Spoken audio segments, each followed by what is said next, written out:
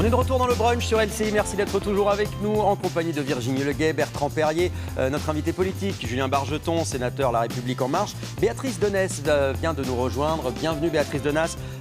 Bienvenue. Vous venez de signer un livre qui s'appelle « Ce corps n'était pas le mien ». Vous allez nous en parler dans une poignée de secondes. Vous allez nous raconter votre changement de sexe, cette aventure incroyable que vous racontez sur 250 pages et qui est absolument passionnante. Mais d'abord, c'est l'heure de notre rendez-vous politique, tous les buzz et les bugs de nos amis politiques. On commence avec une série qui commence demain sur Netflix. Si je vous dis Chambre 2806 2806, ça vous dit quelque chose? Le Sofitel de New York, évidemment. Regardez cette bande-annonce. Sofitel Hotel. I want to report a sexual assault. Who's the Sofitel? It's one of our room attendants by one of the guests.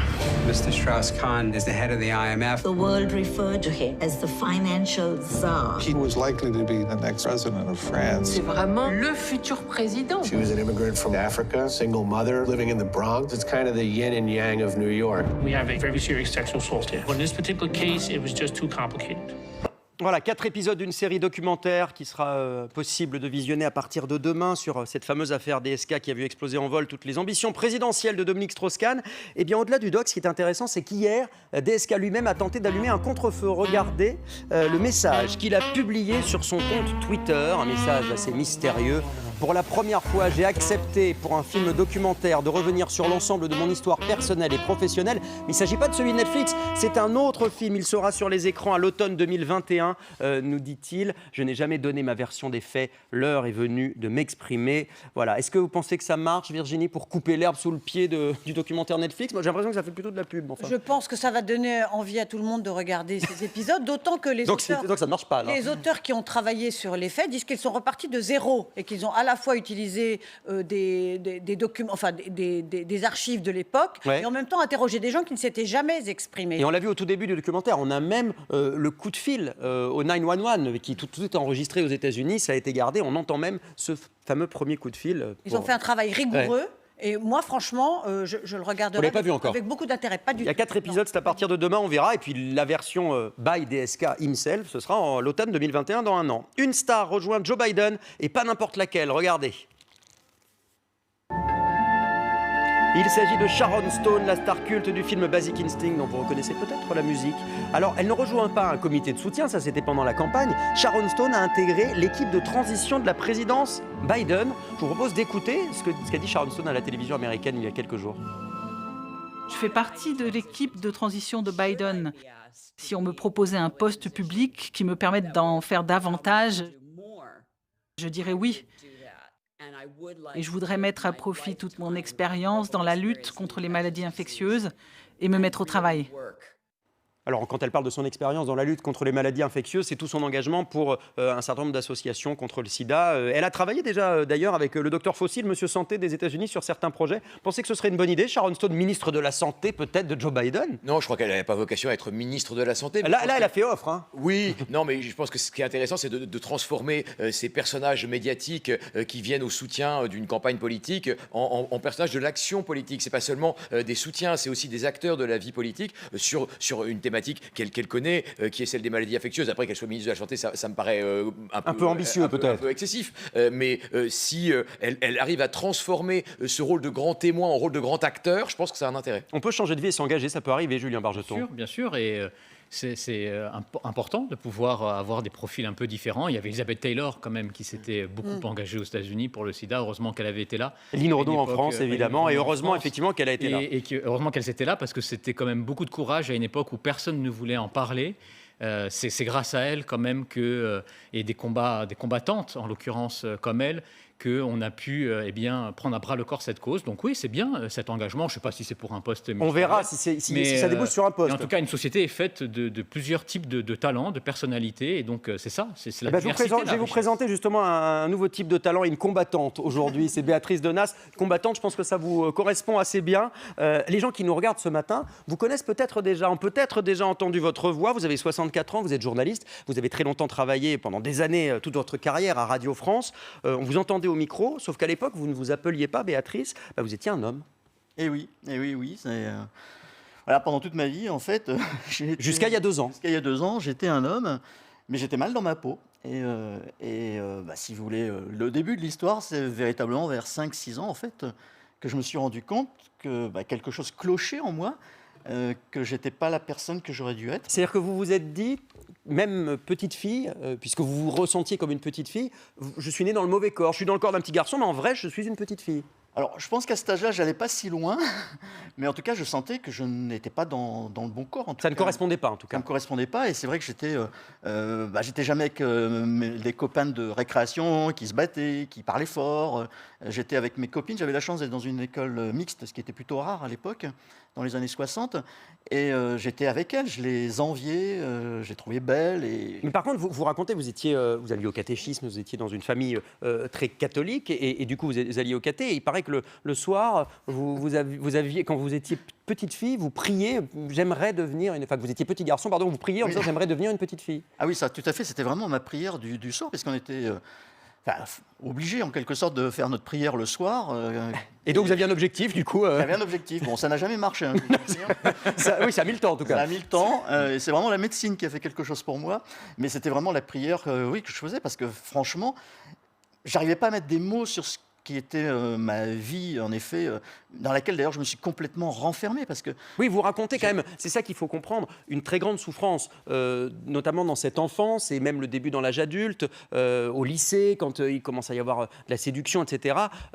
Là, vous refermez beaucoup, vous vous recroquevillez sur vous-même parce que vous ne correspondez pas à tout ce qui vous entoure, ça c'est pas votre vie en fait. Exactement, et voilà, je suis hyper timide, je n'ose même pas aller dans un magasin, franchir la porte d'un magasin seul en fait, et il y a vraiment toute cette... je refuse quasiment le monde dans lequel je suis, parce qu'en fait, je ne m'y sens pas bien. Évidemment, ça va s'accroître, comme vous dites, après avec l'adolescence, en fait. Comment on fait pour vivre si longtemps dans un corps dans lequel on ne se reconnaît pas? Est-ce que ce n'est pas une vie quasiment insupportable? Alors, c'est une souffrance, mais heureusement, j'ai eu des compensations. Les enfants. Donc, les enfants, ma femme, Bien qui sûr. est toujours avec moi. C'est ça qui est assez incroyable. Hein. Votre femme que vous avez rencontrée, que vous aviez 22 ans, vous étiez étudiant, 22 ou 23 ans, vous vous êtes mariés assez vite, vous avez eu 2 enfants et vous êtes toujours ensemble aujourd'hui. Elle vous a accompagné tout au long de votre transition. C'est ce qu'elle appelle l'épreuve d'amour. Je trouve ça très très joli. Et c'est vrai, en fait, c'était hyper pénible pour elle quand je lui ai appris, parce que... Elle ignorait absolument. Elle ignorait absolument. Et elle n'avait jamais eu aucun doute de rien? Non. Ah oui, donc elle est tombée de l'armoire quand vous l'avez raconté. Elle est vraiment tombée de l'armoire, c'est le moins qu'on puisse dire. C'était 5 ans avant votre transition, donc c'était il y a 7 ans maintenant. Récent. Hein. Exactement. Et pour répondre à Virginie, en fait, c'est vrai que la question qui s'est posée toute ma vie, en fait, ça a été pourquoi je suis comme ça? Est-ce que c'est une perversité? Est-ce qu'il y a quelque chose qui... à l'époque, on ne parlait pas de la transidentité. Ce qu'on appelle aujourd'hui la dysmorphie de genre. La dysphorie de genre. C'est ce qui a été. Ce sont des psychiatres qui peuvent repérer ce on le repère déjà soi-même. Hein. Oui, non, mais je veux dire qui ont donné ce nom-là, en tout cas, la dysphorie de genre. C'est-à-dire qu'on est en décalage entre ce qu'on est et ce à quoi on ressemble. Pour simplifier, je dirais que l'esprit, en fait, en l'occurrence pour moi, mon esprit était féminin. Et mon corps était masculin. Et c'est cette dysphorie qui fait qu'en fait, on se sent vraiment très mal toute sa vie. Et il y a beaucoup de tentatives de suicide. Exactement. Et de suicide, hélas, de personnes qui sont dans votre cas. Je recherchais les chiffres ce matin. Bon, c'est des chiffres qui ne sont pas forcément totalement vérifiés, parce qu'en fait, c'est difficile. Mais on dit quand même qu'il y a 10 fois plus de risques pour une personne transgenre de se suicider que n'importe quel autre... C'est en quoi votre témoignage est très important. Parce que voilà, ça montre par l'exemple qu'il y a une voie pour le bonheur pour tout le monde et pour pouvoir un peu... moi, je trouve ça magnifique. Et d'ailleurs, il y a toute une campagne... C'est l'humain, c'est magnifique. Vraiment, je trouve que c'est très Le livre beau, est très émouvant. Et c'est très utile parce que voilà, il y a tellement de préjugés, il y a tellement d'idées préconçues, alors que en France, on est libre, voilà, on fait... c'est l'exemple des rôles modèles, c'est ça, c'est-à-dire que... y compris en disant les difficultés. Votre témoignage, ça peut peut-être rassurer... un petit garçon, une petite fille qui nous regarde ce matin, on ne sait jamais. C'est le but de ce livre, c'est je raconte mon expérience, ma vie, avec en effet toutes ces souffrances, avec aussi le fait qu'il y a plusieurs fois j'ai quand même vraiment failli m'arrêter là, mais parce qu'en fait j'ai envie d'expliquer. D'ailleurs, je pense que vous avez été nombreux à voir le magnifique documentaire sur Arte qui s'appelle Petite Fille. Petite Fille, qui était vraiment admirable. Et moi, ça m'a fait un peu pleurer. Oui. Alors, vous savez quoi, pour ceux qui ne l'ont pas vu, je vais juste dire, c'est l'histoire donc d'une d'une petite fille qui s'appelle Sacha, mais qui est en fait un petit garçon et qui se sent petite fille. Ce documentaire est absolument magnifique. Ah oui. Je vous propose de regarder un petit extrait de la bande-annonce. Il est passé sur Arte mercredi soir. Record d'audience 1,4 million pour un documentaire de téléspectateurs, c'est énorme. Et justement, On peut le regarder encore en replay. on peut le regarder jusqu'à fin janvier. Il a Le été site prolongé, internet d'Arte oui. a demandé à ce qu'on puisse regarder justement pour faire passer des messages. Et comme ça, vous allez pouvoir en parler parce que ce qui arrive à cette petite fille, c'est ce qui vous est arrivé quand vous étiez petit également. Regardez. Quand je serai grand, je serai une fille. Je lui dis, mais non, Sacha, tu seras jamais une fille. Et là, Sacha s'est mise à pleurer. C'était vraiment le pleur de... Je venais de foutre sa vie en l'air.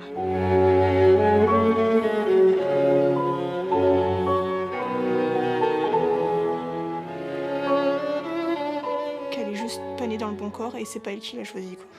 Quand je vois à l'école qu'on lui dit non, t'es né en tant que garçon, t'es pas né en tant que fille, donc tu es un garçon. Et ça, je comprends pas. Les larmes aux yeux, c'est quand tu penses à l'école.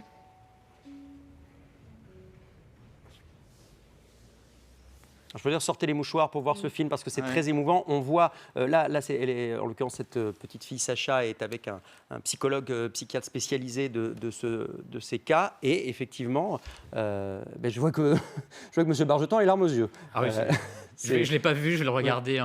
Je vous le conseille, Avec c'est un très joli documentaire.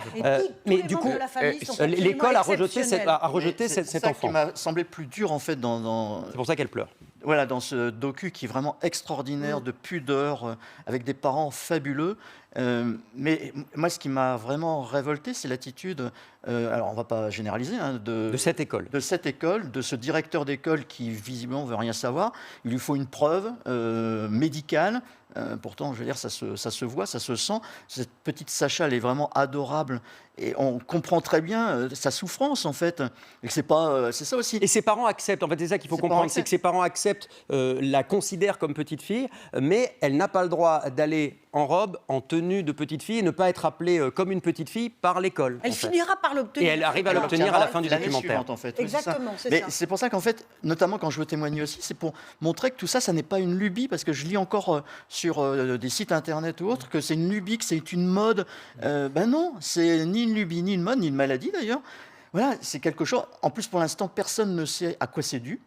Parce que là aussi, il y en a certains qui semblent reprocher à la maman de Sacha parce qu'elle voulait... elle l'a trop couvée, ou alors elle voulait absolument une fille pendant sa grossesse, etc. Mais heureusement, justement, heureusement, parce que ça n'a jamais été prouvé. Et voilà, il y a plein de choses, de contre-vérités qui sont dites sur cette transidentité. Alors Béatrice Denas, la question que vous... Allez-y, un tout petit mot. Effectivement, c'est très important ce que vous avez dit. Ça n'est ni un caprice, ni une maladie. Ça ne se traite pas, ça se reconnaît. Et ce que je voudrais savoir, vous avez changé d'identité, vous avez donc un dead name, c'est-à-dire votre nom d'avant, qu'on ne dira pas parce que c'est un dead name. Moi, vous le dites dans le livre, je le dire, beaucoup de personnes trans ne veulent pas. Oui, le droit français a mis beaucoup de temps à appréhender ça. Il a fallu qu'on soit condamné par la Cour européenne des droits de l'homme. On dit toujours, la Cour européenne des droits de l'homme, elle nous gêne. Là, en l'occurrence, la Cour européenne des droits de l'homme, elle nous a sauvés parce qu'il a fallu que la Cour intervienne pour nous forcer à admettre le changement d'état civil. Comment ça s'est passé pour vous, ces démarches administratives?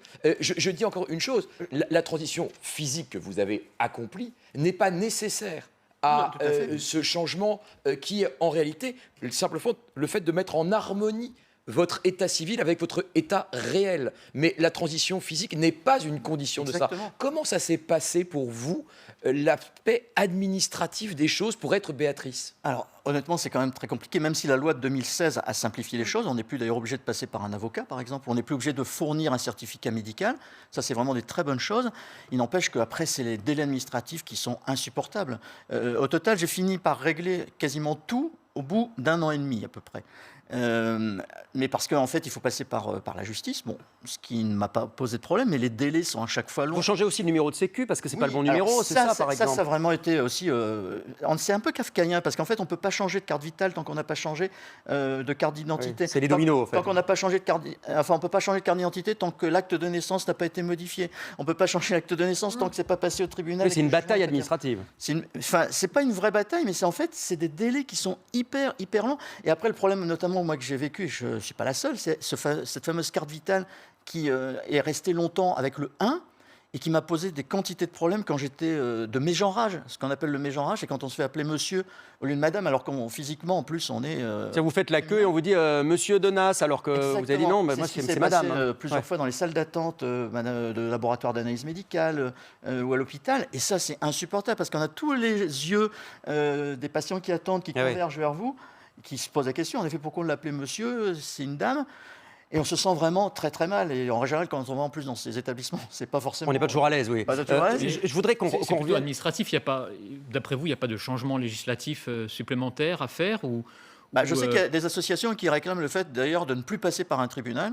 D'accord. Donc d'avoir une reconnaissance, il faudra quand même qu'elle soit administrative forcément, mais de simplifier. Bon, moi j'avoue que c'est pas forcément ma revendication principale. Après, petite anecdote quand même, il faudrait quand même que l'administration évolue parce que d'une manière générale, tout est gratuit. Donc c'est bien.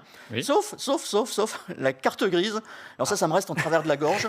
D'ailleurs, j'en parle dans le livre. D'accord, la carte grise. Oui, mais ça, les voitures, ça... Il faut être écolo. Le vélo. En deux mots, quand même, ce qui est extraordinaire, c'est parce que j'ai changé de prénom, donc il faut payer 52 €.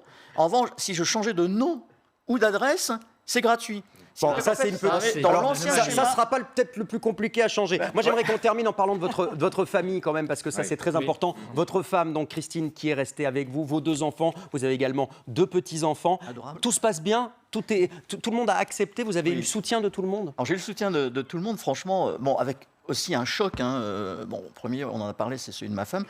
Mes enfants aussi, évidemment, ils n'y s'y attendaient pas. Mais leur première réaction en disant... Bon, écoute, vous nous avez éduqués justement dans la tolérance, dans l'acceptation de l'autre. On t'accepte, mais ça n'a pas été quand même si simple que ça. Hein. Je pense notamment à mon fils, parce que c'est vrai que l'image du père, c'est quand même quelque chose d'important. Pardon, mais qu'est-ce qui déclenche le fait qu'à un moment, vous dites, allez, maintenant c'est fini, je veux être moi-même? Parce qu'en fait, j'avais dépassé la cinquantaine. C'était une forme de crise de la cinquantaine. Vous l'avez fait 10 ans plus tard. En fait, non, c'était entre 50 et 60 ans. Oui, c'est mis du temps. Je me suis dit, en fait, voilà, je n'en peux plus, je n'en peux vraiment plus. Je ne vais pas mourir dans un corps qui n'est pas le mien. Quand on dépasse la cinquantaine, on a quand même dépassé quasiment la moitié de sa vie. Et franchement, je voulais enfin être moi-même. Et c'était ça que je voulais, c'était ne plus souffrir, ne plus avoir le fait d'être reconnu homme, alors qu'intérieurement, j'étais femme. En tout cas, on voit qu'avec vos petits-enfants, ça se passe très bien. Ils vous appellent Dada, de toute façon. Et après, il y avait Dada fille et Dada garçon. Maintenant, c'est Dada fille. Il ne reste plus que Dada fille. Ce témoignage est absolument bouleversant. Vraiment, je vous le conseille. C'est très, très beau. C'est chez First Edition. Ce corps n'était pas le mien. Béatrice Donas, qui est également, toujours aujourd'hui, vous travaillez encore. Vous êtes professeur de journalisme à l'école de journalisme de Sciences Po. Exactement. Notamment. Et du coup, voilà, vous étiez professeur masculin. Vous êtes devenu une prof. Finalement, quand ça se passe très là-bas, finalement, tu n'as rien perdu de tes compétences. C'est principal. Merci beaucoup d'avoir été avec nous, c'était passionnant. Très important, merci beaucoup, très important.